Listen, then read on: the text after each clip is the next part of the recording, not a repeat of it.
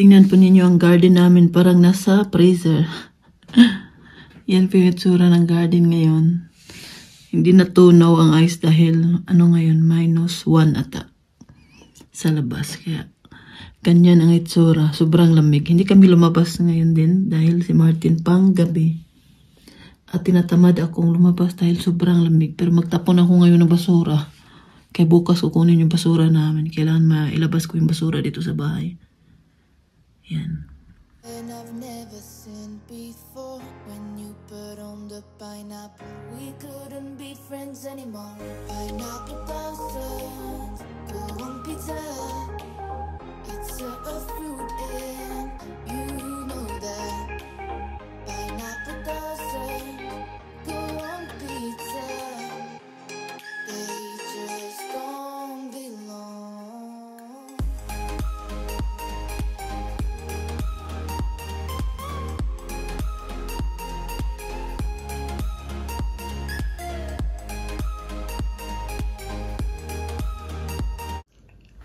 May bisita po tayo ngayon. Niready ko na po ang ating mga gagamitin para kasi mahilig yan sila sa kape si Marita.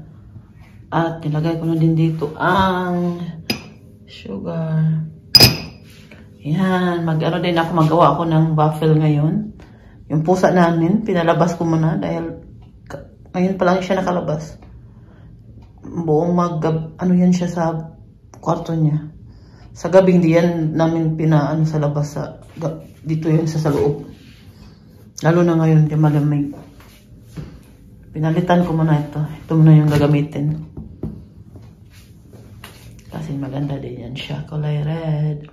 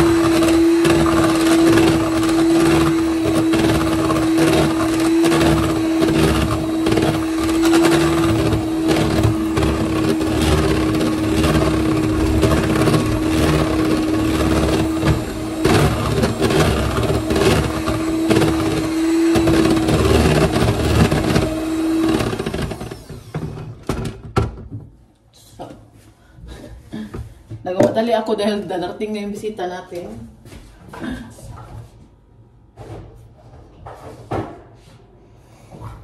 Tapos wala pa akong kilay.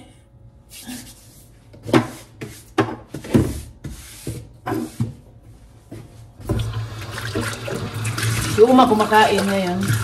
Hindi mo naman siya binigyan ng anong pagkain ba. Sabi ng doktor namin kanina, pwede na siya dandahan pakainin. Pero kami, ayaw mo na namin, kunti-kunti lang muna bakain. Takot kami baka. Ano ba? Wala pa ba yung 2 weeks? Tapos grabe yung pala yung infection niya sa tiyan. Kaya, para iwas problema ulit, sabaw-sabaw muna si Uma. Ano talaga si Uma ba? Pumayat ba? Nabawasan yung tiyan niya. Parang lumiit yung tiyan ni Uma ba? Tapos tawag niya Pero naman si Uma, malakas na kumain. Kahit sabaw-sabaw lang, kain na pa rin siya. Kasi last time nung galing yan siya sa hospital, ayaw kumain. Walang gana pa. Pero ngayon, iba yung ni Uma. Hindi reklamo pag nibigyan namin ng pagkain. Kain talaga siya. Magtapon po muna ako ng basura dahil may basura tayo doon sa kwarto ni Uma. Mamaya papasok yung bisita doon. Wala na pala akong sugar, no? Buti na lang nagkasya pa yung sugar dito sa gagawin ko ba. Ito, tagal ko na itong hinahanap pa. Ito, bigay ni Raquel sa akin pag nag-video ako dito sa bahay. Ito yung ginamit ko. Sana pwede itong mataas, no? Para pag mataas, pwede siya maganyan, no? Maliit lang din siya. Yan ang ating, nag-ano din ako sa lamisa. Nagdiko-diko konti. Yan.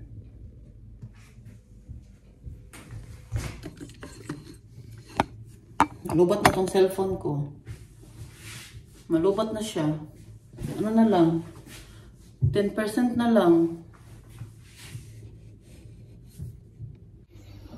Ito na po yung una na gawa ko, pero hindi po siya pwede kainin. Kasi yung pag ginagamit daw to, sabi ni Oma sa akin, aray, kainit. Ang unang maluto, itatapon daw, wag daw kainin. Bakit hinawakan ko dito? Init yan. Paso, tuloy ako. Yan, tingnan po ninyo. Sarap.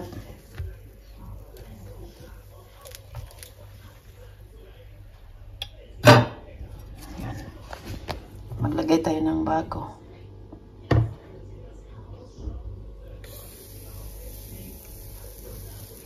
Ang ganda nitong ano ni Oma.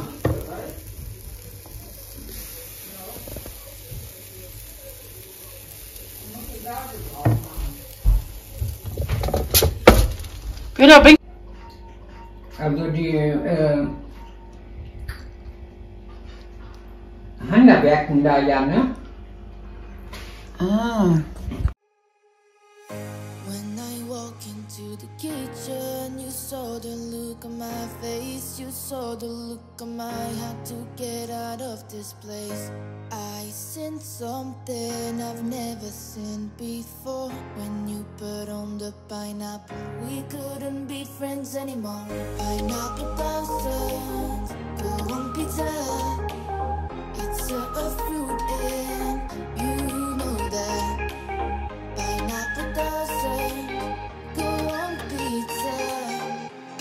They just don't belong.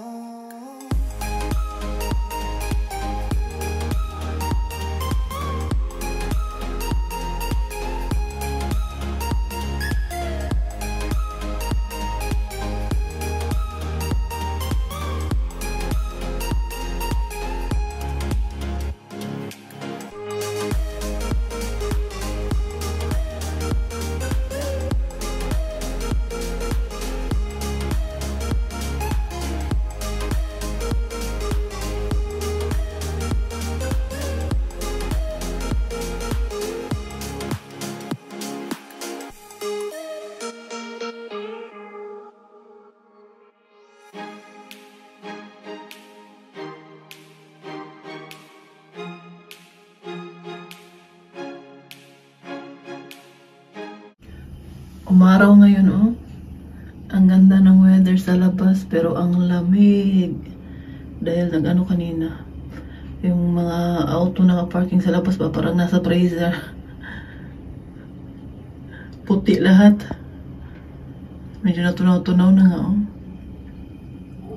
Yan, yung kapitbahay namin, yung sasakyan niya, tinatakpan niya yan ng ano, kasi pag umaga, pag alis niya sa trabaho, hindi niya kuskusin yung ice sa harap mismo. Mas matagalan siya at malate sa trabaho, kaya nilalagyan nila ng ganyan sa harap. Kita pa ba niyo yung kulay black na auto? Yan po siya. Ganyan din ginagawa ni Martin pag sa labas ng parking. Ngayon yung auto na ginagamit niya na sa loob ng garage namin. Kaya hindi naman siya na ano, hindi ma-ice ba sa umaga kung sa loob ng garahean namin i-parking. Yan, ang ganda ng weather, pero lalabas kami dahil mag-grocery at mamaya dito lang din kami sa bahay. Yan, happy weekend po sa inyong lahat. Away with me, come and fly away with me, come and fly away with me, come and fly away with me, come and fly away with me, come and fly away with me, come and fly away with me, come and fly away. Nasa bahay na pala kami, galing kami na grocery ni Martin. May kwento pala ako sa inyo dahil kahapon natawa ako. Diba, nandito man sila Tobias at saka yung mama niya. Kasi yung kwento niya sa akin, yung inaanak ni Rafaela na kapitbahay namin doon sa apartment kung saan nakatira sila mama, tinatawag siyang Ninong. Ninong ang tawag sa kanya ba? Sabi niya sa akin, Kasi yung mama niya may ginawa na namang bagong damit para sa inaanak ni Rafaela. Kaya napag-usapan namin yun ba, pakita ko po sa inyo yung ginawa ng mama ni Tobias. Ito ang gawa ng mama ni Tobias kahapon. Dinala niya to dito. Kaya napag-usapan namin, sabi kasi ni Tobias kay Audrey daw to. Si Audrey po, yun po yung inaanak ni Rafaela. Tapos sabi niya sa akin, kung ano daw yung ninong. Sabi ko sa kanya, ang ninong, yan ang tawag ng mga bata doon sa Pilipinas. Lalo na kung inaanak mo siya, ikaw yung ninong sa binyag, tinatawag kang ninong. Or sa babae naman, ninang. Kahit hindi ikaw mismo yung sa kanya sa binyag, si Rafaela. Pero kasi mag-partner kayong dalawa ni Rafaela, automatic na din yan sa Pilipinas na tinatawag kang ninong. Yan talaga yung nasanayan namin. Yan talaga yung mga bata doon sa Pilipinas. Nirerespeto ang mga nakakatanda sa kanila. Hindi ka tinatawag lang sa pangalan mo, Tobias. Kahit hindi ka kilala ng bata, kahit hindi ka kaano-ano ng bata, tinatawag ka ng kuya, ate. Yan yung na-explain ko sa kanya kahapon. Kahit sabi ko sa kanya, kahit yung nakakatanda sa akin, tinatawag kong nang or manang, tawag sa amin manang, or ate, or kuya. Tas yung kasi dito po sa Germany, kahit tita nila yan, minsan tinatawag lang nila sa pangalan. Tulad si Martin, yung mama ni Tobias, tita niya, ang tawag lang niya ay pangalan. Minsan nga yung mga iba dito, tinatawag lang nila sa pangalan yung papa at mama nila. Meron na akong na pamilya, ganyan sila.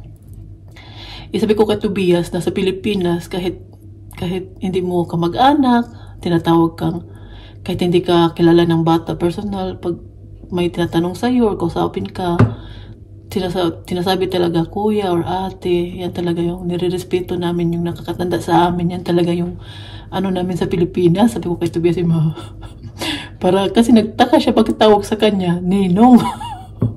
Kaya in-explain ko po sa kanya na mga sa Pinas, kahit mag-partner kayo ni Rafaela, si Rafaela naman yung ninang niya mismo dahil siya sa binyag, automatic na din tawag sa iyo ay ninong or minsan daddy, mami, depende kung ano ang nasanayan ng bata at ano yung tawag niya sa kanyang ninang na mismo sa kanya sa binyag ba.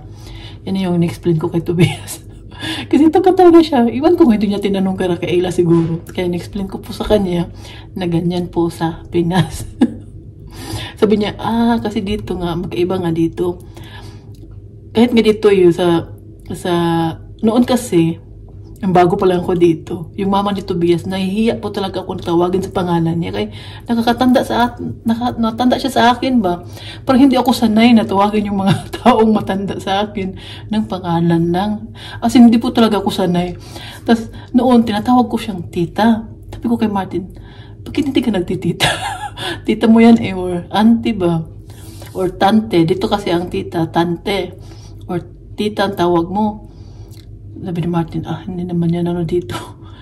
Sabi ni Martin, kaya nasanay lang ako. Kaya hanggang ngayon, tinatawag ko na lang din ng mama ni Tobias sa pangalan niya. Dahil nahiya din ako tawagin siya, Pero yung kapitbahay namin na kaibigan ni Uma, hindi ko po siya tinatawag sa pangalan niya kasi parang nalilangan ako tawagin siya sa pangalan niya. Batas, na siya matanda. Kaya tinatawag ko talaga siyang Uma din hanggang Uma tapos yung pangalan niya. Pag kinakausap ko siya, sinasabi ko siyang Uma. At yan din palagi na sinasabi ko sa mga anak ko. Kaya yung mga anak ko, lumaki sila, nang tawag din nila doon sa kaibigan ni Uma, Uma din. Kasi yung ibang bata dito, tawag lang sa kanya yung pangalan niya. Tapos ayoko ganyan ba kasi parang pangit pakinggan na nakakatanda sa atin na tawagin lang nating pangalan nila. Pero sa Pilipinas naman din kasi yan, sa atin dito, iba naman din yung culture nila dito, mga nila dito. Ako kasi, yung mga anak ko si nanay, katulad ng kapitbahay kong Pilipina, tapos pumupunta yan dito, ayaw ko talaga na yung mga anak ko, tawagin lang sa pangalan yung mga kaibigan kong Pinay, lalo na pag mas matanda pa, na matanda na ba. Kaya na sila nasanay pag tumatawag yung kaibigan ko tita ko talaga yung tawag nila, tante. Tante yan sa German. Tapos yung nandito sila Kaela at yung kapatid ko lalaki, tinuturuan ko yan sila na magmano. Tapos in-explain ko naman sa kanila kung ano yan. Sabi ko, pag nandito yung mga tita ninyo, mga uncle ninyo, magmano talaga kayo. Sa Germany kasi wala naman kasi yan ganyan.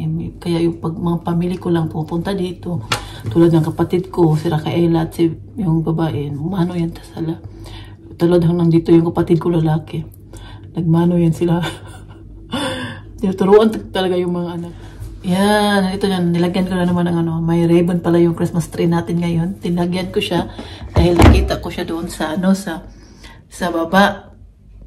Ano yan eh, 5 or 4 yung pinakamalaki na kulay red dyan. Pakita ko po sa inyo yan kung ano yan siya.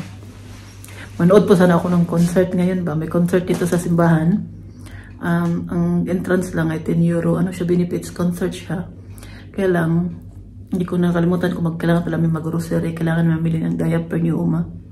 Tapos nagsauli kami nabili kami ng mga mainom.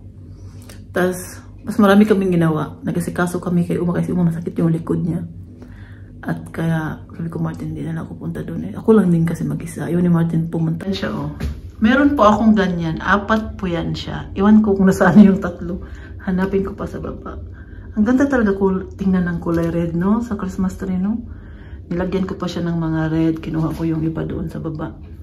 Nilagay ko na dito para mas maganda pa tingnan dahil nga bukas ay ano na, first advent na. Kaya inayos na natin ang ating Christmas tree ito. May red pa pala ako doon sa baba. Nadagdagan na yung ating Christmas tree. Mas maliwanag na siya tingnan, di ba? Ang kulay white at beige kasi, parang hindi siya parang hindi siya tingnan. Yung kulay niya parang hindi maliwanag ba? Kaya itong red parang sidlak talaga yung kulay niya. Oh. Kaya lalagay natin, dagdagan ko pa yan. Hanapin ko pa itong ano. Hanapin kong 3 yan. 4 yan. Isa pagkakaalam ko 4 yan. Or 5 ba? So magbakita ko yung 3. Ilagay ko dito yung isa. So dito na side. Tapos dito sa isa. Dito ko tapos yung isa dito sa ano. Ang isa dito. So, kung makita ko. Kasi hindi ko talaga alam. Saan na yun? Ayan, yung dekorasyon natin. Ito yung ano namin, ang ginamit namin kahapon ng mga plato. Ito po ay kay Uma po to. Diba sabi ko po sa inyo, ng dami pong plato ni Uma. Ayan. Ito din yung ginamit ko na ano. Ayan siya.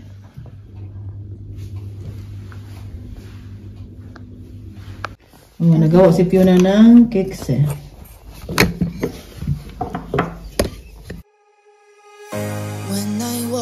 To the kitchen, you saw the look on my face, you saw the look on my had to get out of this place. I seen something I've never seen before. When you put on the pineapple, we couldn't be friends anymore. Pineapple thousands, go on pizza.